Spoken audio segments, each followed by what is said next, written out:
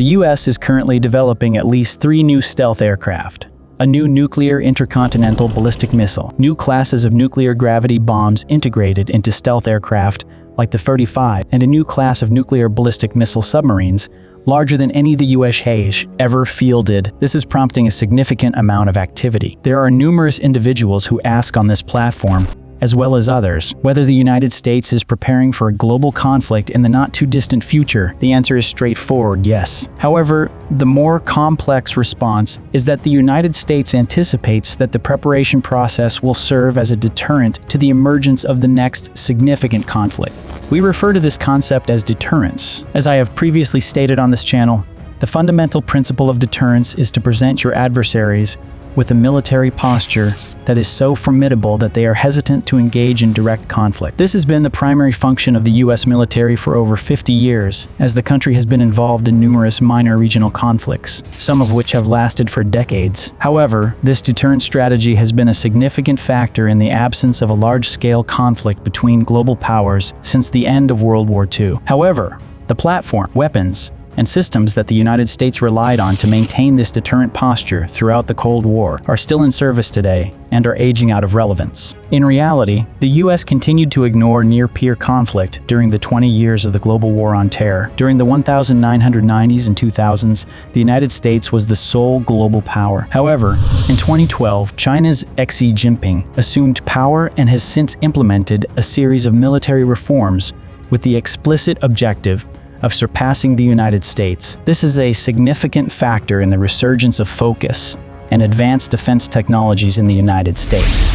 This type of military expansion in the hopes of fostering peace is not unprecedented. In fact, DARPA's Cold War assault breaker concept provides an excellent example. Throughout a significant portion of the Cold War, NATO was acutely aware that Europe was directly outmatched by the armor and personnel of the Soviet and Warsaw Pact nations, which were situated on its border. They were fully aware that a full-scale Soviet invasion of Europe would probably persist until they could gather reinforcements and launch a counterattack. And these very real concerns led to DARPA's assault breaker concept, a reconnaissance and strike complex that was designed to engage the second wave of Soviet equipment that was pouring into Europe.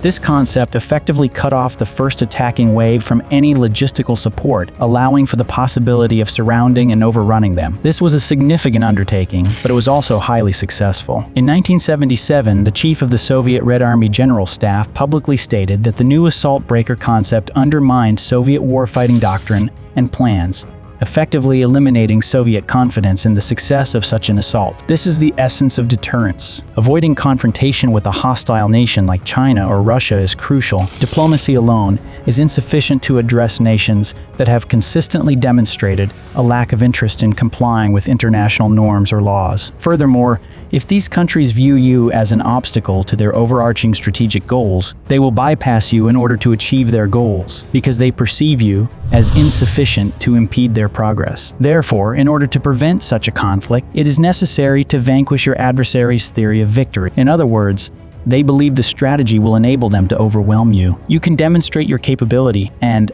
above all, your proficiency. You will stop that strategy from succeeding by not implementing it. Ultimately, warfare is frequently a game of numbers, as evidenced by the transformation of Russia's invasion of Ukraine into a battle of attrition. However, you may find the maths counterproductive. Consequently, you are less inclined to engage in that objectionable behavior and are more inclined to pursue alternative options. The American deterrent military strategy and its endeavors to develop high-end refined weapon systems, which may never see implementation, are based on this fundamental concept. Consider a combat platform such as the F-22 Raptor, which some consider a failure due to its lack of need to shoot down an enemy aircraft. Nevertheless, it is a resounding success because the enemy aircraft has always fled when it could have been shot down.